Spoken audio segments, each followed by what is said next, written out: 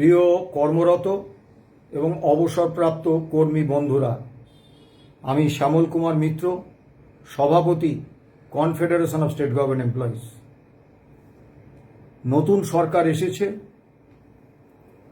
আজকে সোমবার তার দ্বিতীয় গুরুত্বপূর্ণ ক্যাবিনেট মিটিং এইমাত্র শেষ হলো। আমরা অধীর আগ্রহে এই ক্যাবিনেট মিটিংয়ের দিকে তাকিয়েছিলাম, কারণ সংবাদ মাধ্যমে বিভিন্ন নেতা এবং মাননীয় মুখ্যমন্ত্রীর বক্তব্য থেকে আমাদের মনে হয়েছিল যে আজকের ক্যাবিনেট মিটিংয়ে 4টি গুরুত্বপূর্ণ রাজ্য কর্মী সংক্রান্ত বিষয়ে সিদ্ধান্ত হবে। 1 নম্বর, confederation of state government employees and others versus state of West Bengal and others, অর্থাৎ ডিএ মামলায় দীর্ঘ 10 বছরের আইনি লড়াইয়ের পরে 11তম বর্ষে গত 5ই ফেব্রুয়ারি 2026 মহামান্য সুপ্রিম কোর্ট যে সময়ভিত্তিক সুনির্দিষ্ট ঐতিহাসিক রায় দিয়েছিলেন যে এপ্রিল 2008 থেকে ডিসেম্বর 19 পর্যন্ত সমস্ত বকেয়া DA all India consumer price index মেনে রাজ্য কর্মীদের দিতে হবে। 2 নম্বর, তারা বলেছিলেন DA is a legally enforceable right of the employees. 3 নম্বর বলেছিলেন ডিএ বা ডিয়ারনেস রিলিফ গণনার এক এবং একমাত্র সূচক হচ্ছে all India consumer price index. এবং এই রায় কার্যকর করতে সরকার কি কি ব্যবস্থা নিচ্ছে তার গোটা ব্যাপারটার উপর নজরদারি করার জন্য মাননীয় অবসরপ্রাপ্ত বিচারপতি ইন্দু মালহোত্রার নেতৃত্বে একটা উচ্চ পর্যায়ের কমিটি তৈরি করে দিয়েছিলেন। খুব দুঃখের সঙ্গে আমরা লক্ষ্য করেছিলাম পূর্বতন সরকারের মুখ্য সচিব, অর্থ সচিবের সঙ্গে এই মালহোত্রা কমিটি 8টা মিটিং করেছিলেন এবং তার ফলস্বরূপ সুপ্রিম কোর্টের রায়কে সম্পূর্ণ অগ্রাহ্য করে সময়ভিত্তিক যে প্রদান পদ্ধতি বলা ছিল তাকে সম্পূর্ণ অগ্রাহ্য করে একটা বিলম্বিত প্রক্রিয়া শুরু করা হয়েছিল। এখন এই মামলায় মূলত 4টি পক্ষ। সুপ্রিম কোর্টে পিটিশনার হচ্ছেন রাজ্য সরকার, 3 জন রেসপন্ডেন্ট আছেন। আমরা confederation of state government employees, মূল মামলাকারী সংগঠন, রেসপন্ডেন্ট নাম্বার 1। ইউনিটি ফোরাম, তারা প্রথম থেকেই আমাদের সঙ্গে মামলায় ছিলেন, তারা হচ্ছেন রেসপন্ডেন্ট নাম্বার 2। এবং 2022 সালের 13ই এপ্রিল কর্মচারী পরিষদ এই মামলায় যুক্ত হন, তারা হচ্ছেন রেসপন্ডেন্ট নাম্বার 3। তাহলে অন্তত এই প্রধান 3 রেসপন্ডেন্ট তাদেরকে ওই 8টা বৈঠকে ডাকার প্রয়োজন ছিল, কারণ মামলাটা যেমন রাজ্য সরকার পিটিশনার, ঠিক একই রকমভাবে আমরা রেসপন্ডেন্ট। কিন্তু মালহোত্রার কমিটি আমাদের ওই 8টা মিটিংয়ে ডাকেননি।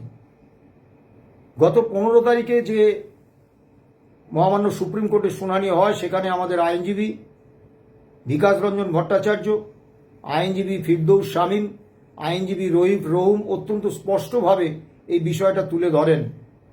তখন সুপ্রিম কোর্ট বলেন আপনারা মালহোত্রা কমিটির সঙ্গে যোগাযোগ করুন। সেই মতো মালহোত্রা কমিটি আমাদের 3টে দিন দেয়, 24শে এপ্রিল, 27শে এপ্রিল এবং 1 মে দিল্লিতে বৈঠক করতে হবে।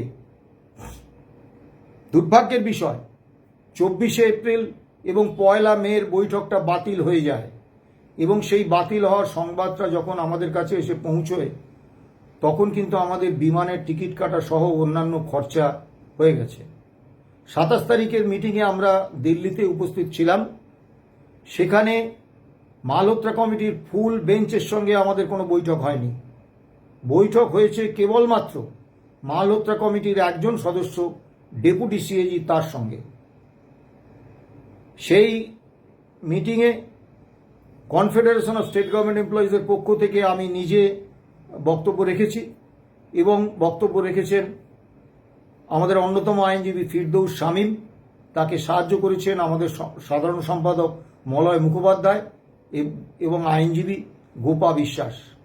আমি অত্যন্ত সুনির্দিষ্টভাবে 3টি বিষয় ডেপুটি সিএজির কাছে 4টি বিষয় তুলে ধরেছিলাম। 1 নম্বর, সুপ্রিম কোর্টের রায়ে কোথাও প্রভিডেন্ট ফান্ডে এ বি সি গ্রুপের কর্মচারীদের টাকা, বকেয়া টাকা ঢুকিয়ে দেওয়ার কোনো কথা বলা হয়নি। মালহোত্রা কমিটি সুপ্রিম কোর্টের রায় কতটা কার্যকর হচ্ছে তার উপর নজরদারি করার জন্য গঠিত হয়েছে। সুপ্রিম কোর্টের অতিরিক্ত কোনো বিষয় কার্যকর করার দায়িত্ব কিন্তু মহামান্য সুপ্রিম কোর্ট তাদের দেননি। ডেপুটি সিএজি আমাদের বলেন, পূর্বতন রাজ্য সরকার তারা 10 বছরের লক ইন পিরিয়ড করে এই টাকাটা প্রভিডেন্ট ফান্ডে ঢোকাতে চেয়েছিলেন, তারা 2 বছর করেছেন। আমরা অত্যন্ত সুনির্দিষ্টভাবে বলেছি, প্রশ্নটা 2 দিনের লক ইন পিরিয়ড কি 2 বছরের কি 10 বছরের নয়। প্রশ্নটা হচ্ছে, যখন সুপ্রিম কোর্টের রায়ে কোথাও প্রভিডেন্ট ফান্ডে ঢোকানোর কোনো কথা বলা নেই, তখন কেন প্রভিডেন্ট ফান্ডে এই টাকা দেওয়া হবে। দ্বিতীয় যে বিষয়টা অত্যন্ত গুরুত্বপূর্ণ আমি তুলেছিলাম, যে রাজ্য সরকার শুধুমাত্র ট্রেজারি থেকে, জেলা ট্রেজারি থেকে যে সমস্ত রাজ্য সরকারি কর্মচারী পেনশন পান, তাদের, রাজ্য সরকারি কর্মচারীদের, গ্রুপ ডি কর্মচারীদের, তাদেরই শুধুমাত্র এই বকেয়া টাকা দিয়েছেন। বাকি যারা কলকাতা মিউনিসিপ্যাল কর্পোরেশন এলাকায় পেনশন তোলেন, তাদের, সেই সব রাজ্য সরকারি কর্মচারী পেনশনারদের, অন্যান্য রাজ্য কর্মী অর্থাৎ বোর্ড, কর্পোরেশন, পঞ্চায়েত, পুরসভা, শিক্ষক, শিক্ষাকর্মী, আন্ডারটেকিংস, কাউকে রাজ্য সরকার কিন্তু 1 পেনিও তাদের ব্যাংক অ্যাকাউন্টে জমা পড়েনি। দ্বিতীয় যে বিষয়টা অত্যন্ত স্পষ্ট, তৃতীয় বিষয় আমি উল্লেখ করেছিলাম, যে সুপ্রিম কোর্ট, মহামান্য সুপ্রিম কোর্ট বলেছেন ডিএ বা ডিয়ারনেস রিলিফ মাপার এক এবং একমাত্র সূচক হচ্ছে all India consumer price index. এর আগে স্যাট, হাইকোর্ট এবং সুপ্রিম কোর্টে মাননীয় বিচারপতিরা মাননীয় রাজ্য সরকারের কাছে জানতে চেয়েছিলেন, আপনারা যদি all India consumer price index না মানেন, তাহলে কোন ইন্ডেক্সের ভিত্তিতে আপনারা ডিএ বা ডিয়ারনেস রিলিফ রিলিজ করছেন, সেই ইন্ডেক্সের কথাটা আমাদের জানান। রাজ্য সরকার কিন্তু দীর্ঘ 10 বছরে সেটা জানাতে পারেননি, কারণ তাদের সেই রকম কোনো রাজ্য ভিত্তিক কনজিউমার প্রাইস ইন্ডেক্স নেই। রাজ্য সরকার একেবারে মিথ্যার চূড়ান্ত বেসাতি করে প্রথমে বললেন যে 2008 থেকে 15 পর্যন্ত তাদের কাছে তথ্য নেই, ডেটাবেস নেই, তাই এখন দেয়া যাচ্ছে না। এটা মিথ্যে কথা, কারণ 8 থেকে 16 পর্যন্ত কোষা, ডিপার্টমেন্ট ভিত্তিক কোষা নামক সিস্টেমে কর্মচারীদের বেতন পেনশন হতো, কাজেই তার ডেটা ভেন্ডার তাদের কাছে আছে। বিশেষত যখন ইন্টারিম অর্ডার হলো ওই 16 মে 2025, তখনই তো রাজ্য সরকার বুঝে গিয়েছিলেন যে সকলকে এই বকেয়া টাকার 25% দিতে হবে। তার জন্য তো ওই ডেটা ভেন্ডার তো তৈরির প্রয়োজন ছিল। তাহলে সেই 16 মে থেকে 5 ফেব্রুয়ারি অবধি তারা কি বসে বসে কুম্ভকর্ণের নিদ্রা দিচ্ছিলেন? অর্থাৎ পরিকল্পিতভাবে এই 8 থেকে 15 পর্যন্ত ডিএ বা বকেয়া ডিএ বা ডিয়ারনেস রিলিফ দেয়াটা অতি বিলম্বিত করার জন্য একটা পরিকল্পিত চক্রান্ত রাজ্য সরকার করলেন। 16 থেকে 19 যা দেয়া হলো, সেখানে 3 ভাবে কর্মচারীদের বঞ্চনা করা হলো। প্রথম, রোপা 2009-এ অত্যন্ত স্পষ্টভাবে বলা আছে যে DA, dearness relief, house rent allowance, এগুলোর ক্যালকুলেশন হবে বেসিক পের সঙ্গে গ্রেড পে এবং ডাক্তারবাবুদের ক্ষেত্রে নন প্র্যাকটিসিং অ্যালাউন্স যোগ করে যে অর্থাঙ্ক হবে তার উপর। রাজ্য সরকার হিসেব করলেন শুধুমাত্র বেসিক পের উপরে। প্রথম চক্রান্ত, প্রথম কম টাকা দেওয়ার একটা পরিকল্পিত প্রয়াস, অসৎ প্রয়াস। দ্বিতীয় যেটা করলেন, তারা অল ইন্ডিয়া কনজিউমার প্রাইস ইন্ডেক্সের বদলে বললেন তারা নাকি 2011 থেকে রাজ্যভিত্তিক একটা কনজিউমার প্রাইস ইন্ডেক্স তাদের আছে, সেই অনুসারে তারা নাকি দিচ্ছেন। এরকম কোনো কনজিউমার প্রাইস ইন্ডেক্সের অস্তিত্ব নেই। ফলে কি হলো, আমি একটাই উদাহরণ দিই। 1/1/2016-তে all India consumer price index হচ্ছে 125%, আমরা পাচ্ছিলাম 75%, পার্থক্য হচ্ছে 50%, অর্থাৎ 50% কম পাচ্ছিলাম। এই 50% টাকাটা দিতে হবে। রাজ্য সরকার হিসেব করলেন 1/1/2016-তে 100% এআইসিপিআই, সিপিআই, তাদের নিজস্ব যে কল্পিত সিপিআই, ফলে প্রথমেই দেখুন আমরা বঞ্চনা শুরু হলো। এইভাবে প্রতিটা পর্বে এই 4 বছরে 16 থেকে 19 পর্যন্ত বকেয়ার প্রতিটা পর্বে এইভাবে কল্পিত একটা সিপিআই করে রাজ্য যে কজন রাজ্য পেনশনার বা কর্মচারী পেলেন তাদেরকেও তাদের প্রাপ্য যদি 100 টাকা হয় 43 টাকা দেওয়া হলো। তা আমরা মালহোত্রা কমিটিতে এই সমস্ত বিষয় তুলে ধরেছিলাম। তারপরে 1 মে মালহোত্রা কমিটির ফুল বেঞ্চের সঙ্গে আমাদের বৈঠক হবে এরকম আশ্বাস আমাদের দেওয়া হয়েছিল, মেসেজ এসেছিল, কিন্তু 1 মের বৈঠক বাতিল হয়ে গেছে। তারপরে 6 মে জানেন যে আমরা দিল্লি পৌঁছেও সুপ্রিম কোর্টের ওই বেঞ্চ বাতিল হয়ে গিয়েছিল। এমন সময় আমরা খবরটা পেয়েছি দিল্লিতে নেবে যে আমাদের যা আর্থিক ক্ষতি হওয়া তা হয়ে গেছে। তা আমরা অত্যন্ত আগ্রহী ছিলাম, কারণ যিনি মুখ্যমন্ত্রী হয়েছেন মাননীয় শুভেন্দু অধিকারী, তিনি বিরোধী নেতা থাকাকালীন শুধু যে এই মামলায় তার আগ্রহের কথা ব্যক্ত করেছেন তা নয়, তিনি নিজে একজন আইনজীবী নিয়োগ করেছিলেন এবং তিনি কোনো একটি সংগঠনকে 65 লক্ষ টাকা দিয়েছেন বলে আমরা সমাজ মাধ্যম সূত্রে জানতে পেরেছি। সেই তিনি আজকে মুখ্যমন্ত্রী। আমরা আশা করেছিলাম যে দীর্ঘ 11 বছরে পড়ে গেছে, অসংখ্য পেনশনার 2016 সালে যারা বেঁচে ছিলেন তারা আজকে মারা গেছেন, তারা আমাদের সঙ্গে নেই। অনেক কর্মচারী চলে গেছেন, তারা আমাদের সঙ্গে নেই। আর পেনশনাররা কি অবস্থায় আছেন এটা আমি জানি না মাননীয় মুখ্যমন্ত্রী বা অন্য মন্ত্রী মহোদয়রা কতটা জানেন। এখনো কারুর পেনশন 1000 টাকা, কারুর পেনশন 2000, কারুর 3000, অন্তত 60% মানুষের পেনশন 5 থেকে 6000 টাকার মধ্যে, তারপরে আরো কিছু 10,000 টাকা। অর্থাৎ এই যে ধারণা একটা আছে যে পেনশনার মানে প্রচুর টাকা পেনশন পায়, একদম অবাস্তব কথা। এই বিপুল দ্রব্যমূল্যের বাজারে তাদের অসহায় অবস্থা, তাদের কথা চিন্তা করে আমরা আশা করেছিলাম যে এই মামলার রায় কার্যকর করার বিষয়ে all India consumer price index মেনে এপ্রিল 2008 থেকে ডিসেম্বর 2019 পর্যন্ত নগদে সমস্ত প্রাপ্য মিটিয়ে দেওয়ার কথা আজকের বৈঠকে ঘোষিত হবে, কিন্তু দুর্ভাগ্য হয়নি। এবং মাননীয়া অগ্নিমিত্রা পাল, মাননীয় মন্ত্রী, তিনি যা বললেন যে এটা নাকি ডিএর বিষয়টা নাকি এজেন্ডাতেই ছিল না। আমি জানি না এজেন্ডাতে যদি না থাকে তাহলে এতদিন ধরে আজকে সিদ্ধান্ত হবে এই রকম কথা বলে আসা হচ্ছিল কেন?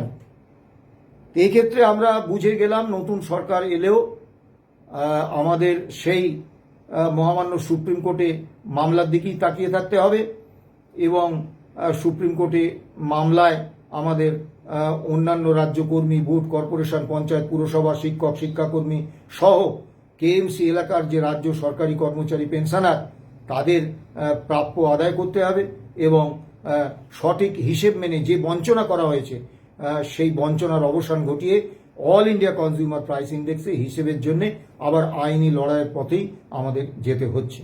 দ্বিতীয় যে বিষয়টা, ডিএ তাদের নাকি গুরুত্ব এজেন্ডায় ছিল না, এটা ততটা গুরুত্বপূর্ণ নয়, পরবর্তীকালে হবে। আজকে 42% ডিএ বকেয়া। আমরা আশা করেছিলাম পূর্বতন সরকার বাজেটে, অন্তর্বর্তীকালীন বাজেটে প্রভিশন রেখে গিয়েছিলেন 4% ডিএ দেবেন এপ্রিল 2008 থেকে, কিন্তু সেইটুকুও তারা দেননি। কারণ কর্মী বিদ্বেষটা মমতা বন্দ্যোপাধ্যায়ের রন্ধ্রে রন্ধ্রে ঢুকে গিয়েছিল। তিনি 4% ডিএ এপ্রিল 2008 থেকে পাবো ঘোষণা করেও বাজেটে এই সংস্থান রেখেও তিনি সেই 4% ডিএর অর্ডার কিন্তু করে যাননি।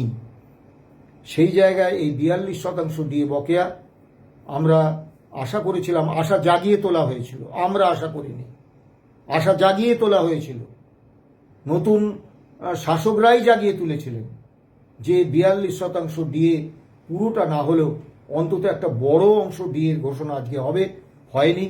ডিএ গুরুত্বের তালিকায় তাদের কাছে আজকের বৈঠকে আলোচনা হওয়ার জন্য নেই, এটা স্পষ্ট ভাষায় মাননীয় অগ্নিমিত্রা পাল বলেছেন। তৃতীয় যে বিষয়টা সেটা হচ্ছে মাননীয় কেন্দ্রীয় স্বরাষ্ট্রমন্ত্রী অমিত শাহ এবং মাননীয় প্রধানমন্ত্রী অত্যন্ত সুনির্দিষ্টভাবে প্রত্যেকটি নির্বাচনী সভায় বলে গিয়েছিলেন যে 45 দিনের মধ্যে সপ্তম রাজ্য বেতন কমিশনের বর্ধিত বেতন এবং ভাতা কর্মচারী এবং পেনশনাররা পেয়ে যাবেন। আপনারা যে কোনো ওই নির্বাচনী বক্তব্যের ভিডিও সোশ্যাল মাধ্যমে পাবেন। আপনারা দেখুন, মাননীয় মুখ্যমন্ত্রীও দেখুন যে মাননীয় কেন্দ্রীয় স্বরাষ্ট্রমন্ত্রী এবং মাননীয় প্রধানমন্ত্রী কিন্তু একদম নির্দিষ্ট প্রতিশ্রুতি দিয়েছিলেন যে ৪৫ দিনের মধ্যে এই যে সপ্তম বেতন কমিশন অর্থাৎ কেন্দ্রীয় অষ্টম বেতন কমিশন তার সমতুল তার বর্ধিত বেতন এবং ভাতা আমরা পেয়ে যাব। আমরা প্রশ্ন তুলেছিলাম যে এখনো তো কেন্দ্রীয় অষ্টম বেতন কমিশনের সুপারিশই জমা পড়েনি এবং রাজ্যের সপ্তম রাজ্য বেতন কমিশন যেহেতু একটা পে কমিটি হয়েছিল, ঘোষকুণ্ডু কমিটি, তাই রাজ্যের সপ্তম বেতন কমিশন তো কেন্দ্রীয় অষ্টম বেতন কমিশনের সমতুল। তা কেন্দ্রীয় অষ্টম বেতন কমিশনের সুপারিশ এখনো মানে প্রকাশ হয়নি, তাহলে কিভাবে সপ্তম বেতন কমিশনের সমতুল যে বর্ধিত বেতন এবং ভাতা পেনশন আমরা পেয়ে যাব?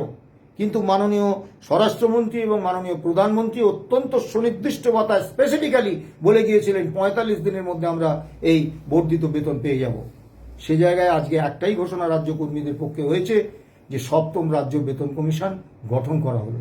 এই গঠন তো অন্তর্বর্তী বাজেট খুললেই পূর্বতন সরকার তো গঠন করে গিয়েছিলেন, কিন্তু আমরা জানি এটা নতুন কি আছে।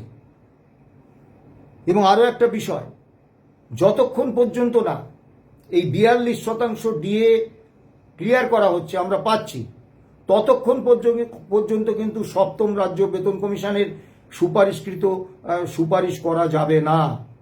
কারণ এর আগেও যখন ষষ্ঠ রাজ্য বেতন বা আজ পঞ্চম যে কোনো বেতন কমিশন রাজ্য কেন্দ্র দেখুন যে একেবারে all India consumer price index মেনে যেদিন থেকে বেতন কমিশনের কার্যকাল শুরু হচ্ছে সেই দিনে all India consumer price index যা সেই অনুসারে যতটা ডিএ প্রাপ্য ততটা ডিএ পেলে তবেই পে কমিশনের সুপারিশ কার্যকর হয়। অর্থাৎ ৪২% ডিএ না পেলে পে কমিশনের সুপারিশ কার্যকর হওয়ার কোনো সম্ভাবনা নেই। মাননীয় প্রধানমন্ত্রী এখন পে কমিশন গঠন হয়েছে, মাননীয় মুখ্যমন্ত্রী নীতিগত সম্মতি দিয়েছেন, পে কমিশন বসবে। দীর্ঘদিন ধরে পে কমিশন চলবে। কবে পে কমিশনের সুপারিশ অনুসারে আমরা বেতন ভাতা পাবো আমার জানা নেই। তো যাই হোক, আরেকটি বিষয় আমরা অত্যন্ত আশা করেছিলাম যে এই যে আমি বা আমাদের মতো এরকম বহু ছাত্র পরিষদ করবে যারা পাবলিক সার্ভিস কমিশনের মাধ্যমে সরকারি চাকরি পেয়েছিলাম, সচিবালয়ের মতো গুরুত্বপূর্ণ দপ্তরে চাকরি পেয়েছিলাম, আমাদের রাজনৈতিক পরিচয় তৎকালীন সময়ে বাম বিরোধী এই রাজনৈতিক পরিচয় আমাদের চাকরি প্রাপ্তির ক্ষেত্রে কিন্তু কোনো বাধা হয়ে দাঁড়ায়নি। কারণ পাবলিক সার্ভিস কমিশন একটা সাংবিধানিক সংস্থা, নিরপেক্ষ এবং স্বচ্ছ সংস্থা।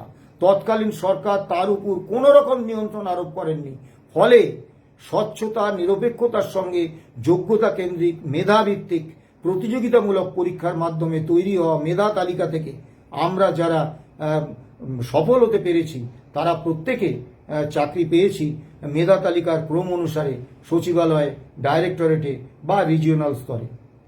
যারা মেধা তালিকার উপরে ছিলেন সচিবালয়ে পেয়েছেন, যারা একটু কম তারা ডাইরেক্টরেটে পেয়েছেন, যারা মেধা তালিকা আরেকটু নিচের দিকে ছিলেন রিজিওনালে পেয়েছেন। কিন্তু পূর্বতন মমতা সরকার আসার পর থেকেই এই পিএসসিটাকে সম্পূর্ণ রাজনীতিকরণ করে এটাকে তৃণমূলের একটা পার্টি অফিস করে তুলেছেন এবং এই পার্টি অফিসে দুর্নীতিমূলকভাবে 2011 থেকে পিএসসির মাধ্যমে যা রিক্রুটমেন্ট হয়েছে সেই প্রত্যেকটা রিক্রুটমেন্ট নিয়ে তদন্তের প্রয়োজন আছে। কারণ এই যে প্রশান্ত বর্মন, যিনি এখনো গ্রেপ্তার হননি, জালি ভিডিও, খুনের অভিযোগ রয়েছে তার বিরুদ্ধে, সুপ্রিম কোর্ট তার জামিনের আবেদন খারিজ করে দিয়েছেন, তারপরেও তাকে আজও পর্যন্ত পূর্বতন সরকারও গ্রেপ্তার করেননি, নির্বাচন কমিশনও করেননি, আবার নতুন সরকার এসছে আজও তিনি গ্রেপ্তার হননি। তিনি প্রিলিমিনারিতে 13 পেয়েছিলেন, কাট অফ মার্কস ছিল 122, 13 পেয়ে ফাইনাল পরীক্ষায় WBCS বসা যায় না। তিনি 13 পেয়ে শুধু WBCS ফাইনাল পরীক্ষায় বসেননি, প্রথম হয়েছিলেন। কিভাবে? ইংরেজিতে পেয়েছিলেন 0, সেটাকে বাড়িয়ে 166 করে দেওয়া হয়েছিল, বাংলায় পেয়েছিলেন 18, সেটাকে বাড়িয়ে 168 করে দেওয়া হয়েছিল। এই রকম অনেক অনেক প্রশান্ত বর্মন ওই WBCS প্যানেলে আছে। তা আমরা বহু কাল ধরে দাবি করে আসছি যে সরকারের নিয়ন্ত্রণে থাকা বিভিন্ন যে রিক্রুটমেন্ট বোর্ড বা রিক্রুটমেন্ট এজেন্সি, সে গ্রুপ ডি রিক্রুটমেন্ট বোর্ড বলুন, সে SSC বলুন, সে প্রাইমারি রিক্রুটমেন্ট বোর্ড বলুন, সে হেলথ সার্ভিসেস রিক্রুটমেন্ট বোর্ড বলুন, এরা সরকারের বকলমে শাসক দলের নিয়ন্ত্রণে। এবং গত 15 বছরের ইতিহাস আমাদের বলছে যে সরকারের বকলমে শাসক দলের নিয়ন্ত্রণে কোনো নিয়োগকারী সংস্থা থাকলে সেই নিয়োগে দুর্নীতি হবে, রাজনৈতিক নিয়োগ হবে, যোগ্য মেধাবী প্রতিযোগীরা তারা চাকরি পাবেন না। কাজেই আমাদের দীর্ঘদিনের দাবি ছিল, আমরা আশা করেছিলাম যে এই সমস্ত বোর্ড ভেঙে দিয়ে পিএসসির অতীত গত 15 বছরের সমস্ত নিয়োগের তদন্তের নির্দেশ দেবেন মাননীয় মুখ্যমন্ত্রী, এবং পিএসসিকে বাম আমলের মতো একেবারে স্বচ্ছ নিরপেক্ষ সাংবিধানিক সংস্থা গড়ে তুলে সেই পিএসসির মাধ্যমে সমস্ত কর্মী নিয়োগ করবেন, আধিকারিক নিয়োগ করবেন, এরকম একটা ঘোষণা হবে, এটা আমাদের প্রত্যাশা ছিল।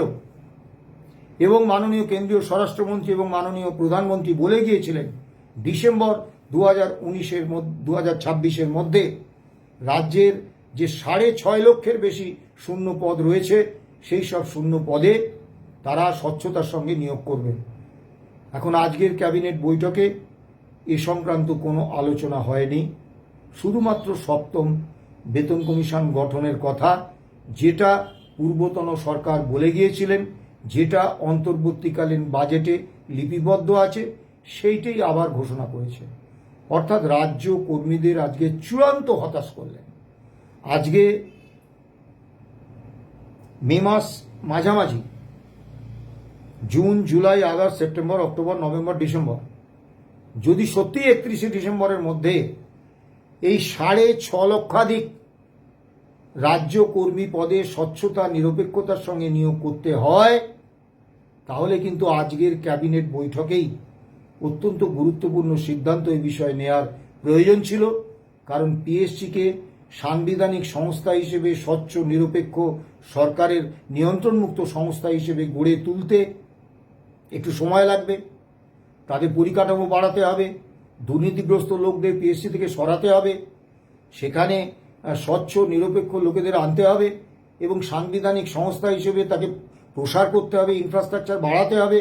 বাম সরকার যেরকম উত্তরবঙ্গে, দক্ষিণবঙ্গে অন্তত 3টি পিএসসি শাখা তৈরি করেছিলেন, পিএসসির মূল অফিসকে বাড়ানোর পরিকল্পনা নিয়েছিলেন, সেগুলো করতে হবে। এগুলো সময় সাপেক্ষ। তা আজকেও যদি এই সিদ্ধান্ত না হয়ে থাকে, তাহলে ডিসেম্বর 2026-এর মধ্যে কিভাবে এই নিয়োগ হবে আমি জানি না। বক্তব্য আর দীর্ঘায়িত করব না। আমরা এপ্রিল 2008 থেকে ডিসেম্বর 2019 পর্যন্ত all India consumer price index মেনে বকেয়া ডিএ বা ডিয়ারনেস রিলিফের ব্যাপারে অত্যন্ত সুনির্দিষ্টভাবে বলছি, এইটা সরকারে কে এলেন কে গেলেন এর উপর নির্ভর করছে না, সরকারের সদিচ্ছা অসদিচ্ছার উপর নির্ভর করছে না। সুপ্রিম রায় হয়ে গেছে, দেশের সর্বোচ্চ ন্যায়ালয় রায় দিয়েছেন। আমরা প্রদানে যে বঞ্চনা হয়েছে এবং যাদের এখনো পর্যন্ত দেয়া হয়নি, অর্থাৎ বোর্ড, কর্পোরেশন, পঞ্চায়েত, পুরসভা থেকে শুরু করে শিক্ষক, শিক্ষাকর্মী, বিভিন্ন আন্ডারটেকিংস এবং রাজ্য সরকারি কর্মচারী সকলের জন্য all India consumer price index মেনে এপ্রিল 2008 থেকে ডিসেম্বর 2019 পর্যন্ত all India consumer price index মেনে ডিএ বা ডিয়ারনেস রিলিফ পৌঁছে দিতে আমরা দায়বদ্ধ। আমাদের আইনি লড়াই যেমন চলছিল তেমন চলবে। আমরা ভেবেছিলাম রাজ্য সরকার একটা সদর্থক ভূমিকা নিয়ে আমাদের এই দীর্ঘ আইনি লড়াইয়ের পরিসমাপ্তি ঘটিয়ে আমাদের মুখে হাসি ফোটাবেন, কিন্তু অন্তত আজকের ক্যাবিনেট বৈঠকে সেরকম কিছু হলো না। দ্বিতীয় বিষয়টা বলি, যে আমি দীর্ঘদিন ধরেই যেটা বলে এসেছি, আজও বলছি, আমাদের দাবি দেওয়া না মেটার, আমরা সারা ভারতবর্ষের সব থেকে পিছিয়ে পড়া কর্মচারী অর্থনৈতিকভাবে এবং অধিকারগতভাবে। তার একমাত্র কারণ যখনই যে শাসক দলে এসেছে, কখনো আমাদের মধ্যে একটা গরিষ্ঠ অংশ তারা এগিয়ে এসেছেন, একটা স্বঘোষিত দায়বদ্ধতা বোধ করেছেন যে এই সরকারটা আমার বন্ধু সরকার, একে চোখের মণির মতো রক্ষা করতে হবে। তারপরে আরও নতুন শাসক দল এসেছে, আর একদল সিংহভাগ কর্মচারী এগিয়ে এসেছেন, বলেছেন এটা আমার স্বঘোষিত দায়বদ্ধতা, একে বুকের হৃৎপিণ্ডের মতো রক্ষা করব। এবং এই প্রবণতা যে ঐক্যবদ্ধ কর্মী পক্ষ হিসেবে আমাদের মালিক তথা রাজ্য সরকারের কাছে তুলে ধরতে বাধা সৃষ্টি করছে, যে কারণে রাজ্য সরকার আমাদের কোনো দাবি মানছেন না। পূর্বতন সরকার আমরা আত্মশ্লাঘা বোধ করতেই পারি, কিন্তু পূর্বতন সরকার আমাদের একটা ন্যূনতম দাবি মানা তো দূরস্থান, আমাদের কোনো সংগঠনের সঙ্গে আলোচনার প্রক্রিয়াটা পর্যন্ত চালাননি, বন্ধ করে দিয়েছিলেন। এইরকম একটা অসহায় অবস্থায় আমরা ছিলাম।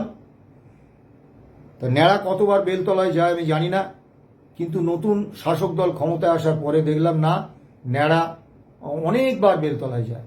আবারও প্রায় 1.5 ডজন সংগঠন তারা বলছে যে আমরা বিজেপি সংগঠন, আমরা আদি একবারে মুগুচ্ছাপ, আমরাই আসল বিজেপি সংগঠন।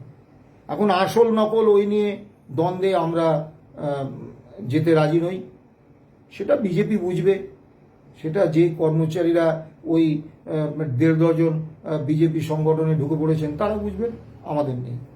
কিন্তু একটা বিষয় আমরা স্পষ্ট বুঝতে পারছি, আবার কিন্তু একটা বড় সংখ্যায় কর্মচারী এই সরকারটাকে পেটের লিভারের মতো রক্ষা করার স্বঘোষিত দায়বদ্ধতা নিয়ে বন্ধু সরকারের তকমা দিয়ে দিয়েছেন। এটা কিন্তু ভয়ঙ্কর বিপজ্জনক প্রবণতা। আপনারা ব্যক্তি নাগরিক হিসেবে যে কোনো রাজনৈতিক দলকে সমর্থন করুন, যাদের রাজনীতি করার অধিকার আছে। রাজ্য সরকারি কর্মচারীদের রাজনীতি করার অধিকার নেই, এটা চাকরি শর্তের বিরোধী। যাদের অধিকার আছে তারা রাজনীতি করুন। রাজ্য সরকারি কর্মচারীদের অধিকার নেই, তারা করুন, যে কোনো রাজনৈতিক দলের ভোট দিন তাকে, তাদের প্রতি সমর্থন রাখুন, সরাসরি রাজনীতি করবেন না। কিন্তু দয়া করে পেশার ক্ষেত্রে কোনো একটা শাসক দলকে বন্ধু এই তকমা দিয়ে কখনো চোখের মণির মতো, কখনো পেটের লিভারের মতো, কখনো বুকের হৃৎপিণ্ডের মতো স্বঘোষিত দায়বদ্ধতা নিয়ে শাসক দলের তথা সরকারের তথা মালিকের দালালের ভূমিকায় নামবেন না, কর্মচারীর স্বার্থের প্রতি বিশ্বাসঘাতকের ভূমিকায় নামবেন না। কারণ সরকার মালিক, আমরা শ্রমিক, এইটা হচ্ছে চিরন্তন সম্পর্ক। সরকার ভালো কাজ করলে, কর্মী বান্ধব কাজ করলে আমরা তার প্রশংসা করব, আমরা তার সমর্থন করব, আর সরকার কর্মী বিদ্বেষী অবস্থান নিলে আমরা তার বিরোধিতা করব, তার বিরুদ্ধে আন্দোলন করব, এবং প্রয়োজনে আইনি লড়াইও চলবে। এটাই হচ্ছে চিরন্তন অবস্থান। এবং ঐক্যবদ্ধ কর্মী পক্ষ হিসেবে আমরা যতদিন পর্যন্ত না সরকারের কাছে নিজেদের উপস্থাপিত করতে পারবো, একদম খাতায় লিখে নিন, ততদিন পর্যন্ত কর্মচারীদের কোনো দাবি পূরণ হবে না।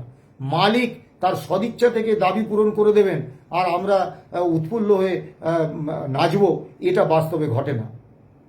আমরা অত্যন্ত আশায় ছিলাম যে আজকের ক্যাবিনেট মিটিংয়ে অন্তত ডিএ মামলার রাজ্য সরকারের ভূমিকা, 42% বকেয়া ডিএর ব্যাপারে রাজ্য সরকারের ঘোষণা, রাজ্য প্রায় 6.5 লক্ষের বেশি শূন্য রাজ্য সরকারি কর্মচারী পদে নিয়োগের, স্বচ্ছ নিরপেক্ষভাবে নিয়োগের একটা রুট ম্যাপ, এবং 7ম বেতন কমিশনের ফিটমেন্ট দিয়ে বর্ধিত বেতন বা ভাতা একটা ঘোষণা আমরা পাইনি। চূড়ান্ত হতাশ। দেখি আশায় মরে চাষা, আগামী ক্যাবিনেট মিটিংয়ে এগুলো আলোচনায় আসে কিনা। তবে যে প্রত্যাশা আজকের ক্যাবিনেট বৈঠক ঘিরে তৈরি হয়েছিল, এই প্রত্যাশা কিন্তু আমরা তৈরি করিনি, কর্মচারীরা তৈরি করেননি। এই প্রত্যাশা কিন্তু তৈরি করেছিলেন মাননীয় প্রধানমন্ত্রী নরেন্দ্র মোদী, মাননীয় কেন্দ্রীয় স্বরাষ্ট্রমন্ত্রী অমিত শাহজি, মাননীয় মুখ্যমন্ত্রী শুভেন্দু অধিকারী স্বয়ং। তারা কিন্তু আমাদের হতাশ করলেন। ভালো থাকবেন, সুস্থ থাকবেন। নমস্কার।